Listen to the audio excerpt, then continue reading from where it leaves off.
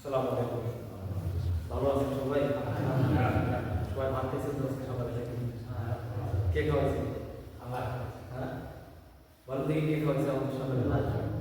হ্যাঁ, ওইটু ভালো গেছে। আজকে দুপুরে ভাত কে খাওয়াইছে বলেন দেখি? হ্যাঁ, ওই যে আমাকে আল্লাহ খাওয়াইছে। আমাকে কে খাওয়াইছে? আল্লাহ খাওয়াইছে। ঘরটা কার? ঘরটা আল্লাহ। আল্লাহর ঘরে আল্লাহর কথা বলতে কোনো দ্বিধাবোধ আছে? জোরে বলেন তো, আমাদেরকে সৃষ্টি করছে কে? আরো জোরে বলেন তো, কে সৃষ্টি করছে? আল্লাহ সৃষ্টি করছে। আল্লাহর আওয়াজ, আল্লাহর নাম যত দূরে নিবেন, তত দূরে যাবে, ততক্ষণ সাক্ষী হবে কিয়ামতের দিন। এই জিন, ফেরেশতা, পশু পাখি যারা শুনবে আমাদের বড় আওয়াজ, সবাই কিয়ামতের দিন সাক্ষী দেবে। এই ব্যক্তি একদিন আল্লাহর নাম বলছে, এখানে আল্লাহ আমাকে মাফ করে দেবে। লাভ না লস? আপনারা এখানে বসে আছেন, কোনো দিনের বিরিয়ানি টুকরা দেওয়া হবে না, হ্যাঁ, কিন্তু আপনাদেরকে জান্নাতের টিকিট পাইছেন। কিভাবে? এখানে যে এমন সময় বসেছিলেন, কিছুক্ষণ সময় আপনারা বর্তমান মনে চাকরি করতেন, তাই না? হ্যাঁ, কিন্তু তা আপনি বসে আছেন কেন? হয়তো চারটা পাওয়ার আসে, হয়তো চারটা পাওয়ার আসে। কেউ স্বার্থ ছাড়া কাজ করে না। কিন্তু এই মানুষগুলো যে ঘুরে সারাদিন এই পোলাপানগুলো, আমরা এই সারাদিন আমাদের ঘুরের কাজ হলে একটা, আমরা তখন আল্লাহকে পাই। কাকে পাই? আল্লাহকে পাই। আল্লাহকে পাইতে গেলে এই যে বসছেন এখানে, আমাদের চতুর্দিক দিয়ে ফেরেশতা বেষ্টন করে আছে। এই ফেরেশতারা আসমান পর্যন্ত আছে। আমরা তাদেরকে জিজ্ঞাসা করছি, তোমরা কোথায় গেছিলে? বটতলা চড়াপাড়া থেকে আমরা আসছি। কেন? ওখানে কিছু মানুষ বসছে, আপনার বরত্বের আলোচনা হচ্ছে। কয় তারা কেন বসছে? বলে কি তারা জান্নাত চায়? তারা কি জান্নাত জাহান্নাম দেখছে? বলে যে না, জান্নাত জাহান্নাম দেখে নেই। তারা বিশ্বাস করছে কিভাবে?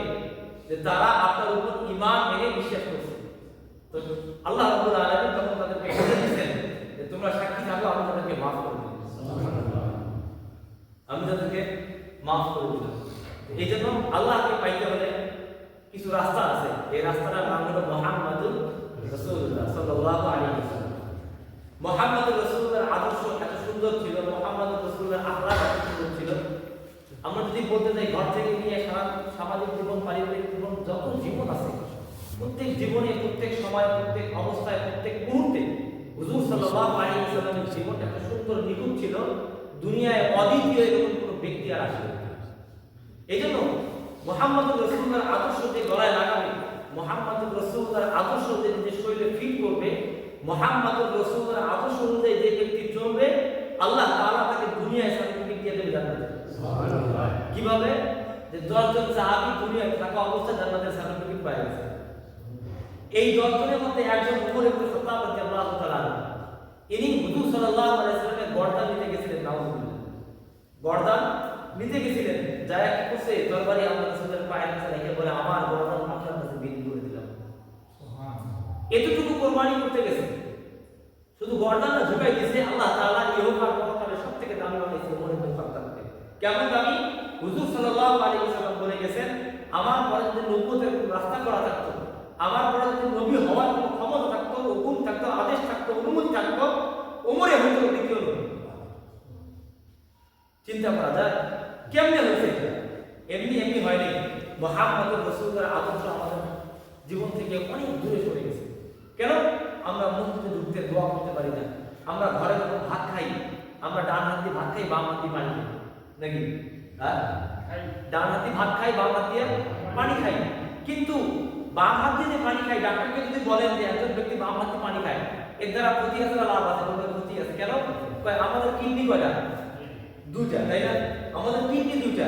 এক হাতে যখন পানি খায় তখন পানিটা একদিকে পৌঁছায়।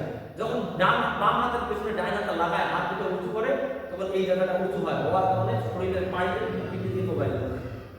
এটা কোথায় আছে? আল্লাহর নবী সুন্নাত। এটা কোথায় আছে? সুন্নাত মানলে লাভ না লস? লাভ না লস? লাভ। তো ঠিক এইরকম এত পরিমাণ সুন্নাত আমাদের কাছে আছে। রাস্তায় যখন আমরা হাঁটি, মুরব্বীরা, এখনকার যুবক পোলাপান তো মুরব্বীদেরকে সালাম দেয় না। কেন দিবে বলেন দেখি? আমরা কি তাদেরকে সালাম দেই? হুজুর সাল্লাল্লাহু আলাইহি ওয়াসাল্লামের হাদিস, উনি নিজে বলতেছেন, উনি যখন রাস্তায় চলেন তখন ছোট ছোট বাচ্চাদেরকে দেখেন আসসালামু আলাইকুম সালাম দেন। কেন? ওই বাচ্চা যখন বড় হবে, তখন যে সালাম শিখবে, প্র্যাকটিস হবে, তখন তার নিত্যদিনের কাজ হয়ে যাবে। তা এই সালাম আমরা আজকে থেকে প্রত্যেকে সালাম দেব ইনশাআল্লাহ। এবার ভাই সব থেকে লাস্টের যে কথাটা বলে দেব, যে সন্তানরা মা বাবাদেরকে সম্মান করে না, শ্রদ্ধা করে না। বলেন তো কেন? বলতে পারবেন? পারবেন না। কেন? এর পিছনে সবথেকে গোপন যেটা রহস্য, ওদের আশাবাদী থানভী রহমতুল্লাহ আলের রাস্তায় চলতেছিলেন সফরে। একজন প্রতিমন্ত্রী একজন আলেম সন্ধান পাইছে যে আশাবাদী থানভী রহমতুল্লাহ আলাই এই স্টেশন দিয়ে অতিক্রম করবে। তা উনি ওনার সন্তানকে নিয়ে গেছে। নিয়ে যাওয়ার পরে ওনার সন্তানকে বলতে, হযরত ইয়ে মেরা হারাম জাদা হ্যায়, হযরত এটা আমার হারাম জাদা। আমরা আমাদের সন্তানদেরকে হুজুর বা বড় প্রেসিডেন্ট এমপি সাহেব, এটা আমার সন্তান বলি না এইভাবে। হ্যাঁ, উনি বলছে কি ইয়ে মেরা হারাম জাদা। তা হযরত আশরাফ থানভী রহমতুল্লাহ আলাইহি বলতেছে যে আপনি কি হালাল খান না হারাম খান? বলে আমি হালাল খাই। তো বলছে ये হারাম জাদা নেই, ये হালাল জাদা। তো বলছে আপনি যদি হালাল খান থাকেন এটা আপনার হারাম জাদা না, এটা হালাল জাদা। আমরা যে খাবারগুলো খাই, এই খাবার থেকে আমাদের শরীরে তৈরি হয়, নতুন নতুন কোষ তৈরি হয়, নতুন নতুন রক্ত তৈরি হয়, তাই না? তো যদি আমাদের খাবারটা হারাম থাকে তাহলে রক্তটা কি হালাল হবে না হারাম হবে? বুঝলেন? হালাল হবে না হারাম হবে? আমি যে সারাদিন দিনরাত পরিশ্রম করলাম, ওয়া ধরে একদম মাথার ঘাম পায়ে ধরাইলাম সন্তানের জন্য, তাই না? এই সন্তানকে আমি দিন শেষে হারাম এনে দিলাম। এই সন্তান হারাম খায় কখনো আমাকে সালাম দিবে না, আমাকে টাইসের ঘরে রাখবে না, আমাকে নিয়ে বৃদ্ধাশ্রমে রেখে দেবে। কোথায় রাখবে? বৃদ্ধাশ্রমে পালা দিয়ে আসবে। আপনি চলে যান, আমার বাড়িতে আমার বউ আছে, থাকার জায়গা নেই। হ্যাঁ, আমার ঘরে আমার বিবি আছে, আমার বিবি এরকম বুড়া মানুষ পছন্দ করে না। যার পোশাক পরিষ্কার করতে হবে, যার পায়খানা পরিষ্কার করতে হবে, তাকে প্রতিদিন ওষুধ খাওয়াইতে হবে, সে নিজের সন্তান সামলাবেন, আমাকে সামলাবেন, আপনাকে সামলাবেন। তা আপনি একটা বাড়তি বলা হয়ে গেছেন, আপনাকে এখন ডাক্তার কোথায়? বৃদ্ধাশ্রম। এই জন্য হারাম এত পরিমাণে ইবাদত করবেন, এত পরিমাণ আমল করবেন, এত পরিমাণ কষ্ট করবেন, মুজাহিদা করবেন, কিন্তু থাকবে না। কেন থাকবে না? মূল সমস্যা আপনার খাবারের মধ্যে সমস্যা। আর এই খাবার সমস্যা ঠিক করতে গেলে আপনার উপার্জনটা ঠিক করতে হবে, যে আমি যেখান থেকে পয়সাটা নিলাম এই পয়সাটা হালাল না হারাম।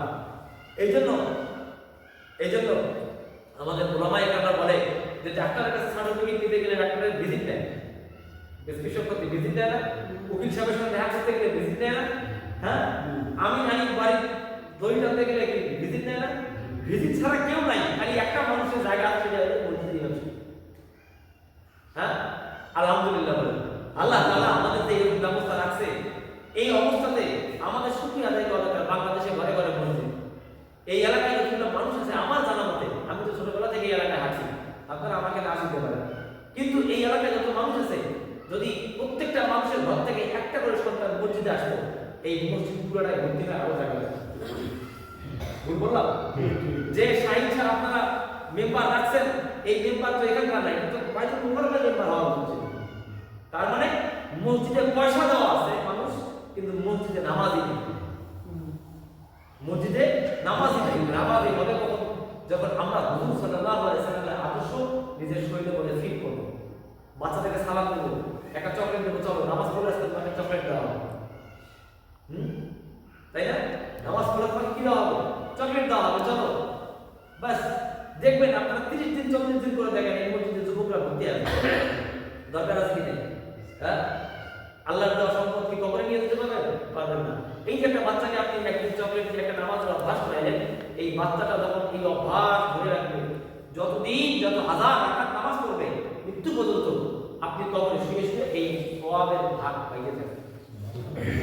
হ্যাঁ, এই জন্য আপনাদের কাছে আমি কত অনুরোধ করবো, হুজুর সাল্লাল্লাহু আলাইহি ওয়াসাল্লামের আদর্শ ইমাম সাহেবদের কাছ থেকে শিখে নেবেন, যে আল্লাহ নবী কিভাবে খাইছেন, আল্লাহ নবী কোন পায়ে মসজিদে ঢুকছেন, আল্লাহ নবী কোন পায়ে বাথরুমে ঢুকছেন, আল্লাহ নবী মানুষের সঙ্গে কথা বলতেন কেমন করে, আল্লাহ নবী রাস্তায় হাঁটতেন কিভাবে, আমরা যে ভাত খাই কোন হাতে ভাত খাবো, ভাত খাওয়ার দোয়াটা কোন সময় আমি শিখাতেন।